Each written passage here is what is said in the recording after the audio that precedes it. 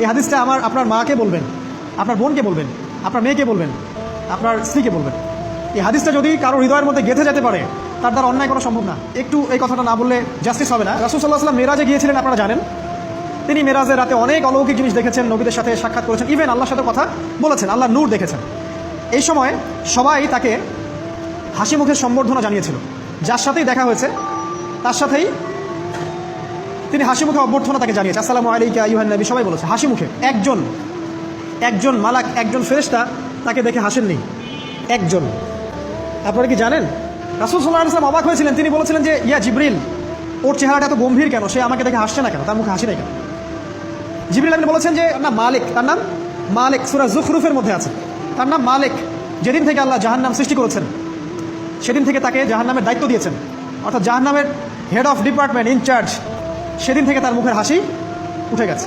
আমরা দোয়া করি আমরা যেন তার সাক্ষাৎ না পাই। তার কাছে পারমিশন নিয়ে রাসূল সাল্লাল্লাহু আলাইহি ওয়াসাল্লাম জাহান্নামের দিকে তাকিয়েছিলেন, ভিতরে দেখেছেন কি আছে। তিনি পরে যা ব্যাখ্যা করেছেন তা হলো, আমি দেখলাম সেখানে খালি মেয়ে আর সেখানে খালি নারী আর নারী। এই হাদিসটা আপনার মাকে বলবেন, আপনার বোনকে বলবেন, আপনার মেয়েকে বলবেন, আপনার স্ত্রীকে বলবেন। এই হাদিসটা যদি কারো হৃদয়ের মধ্যে গেঁথে যেতে পারে, তার দ্বারা অন্যায় করা সম্ভব না। কীভাবে একটা মেয়ে সব কিছু উন্মুক্ত করে ঘুরতে পারে যখন অলরেডি তার আত্মা জাহান্নামে জ্বলছে, অলরেডি, কারণ ভবিষ্যৎ আল্লাহ জানেন।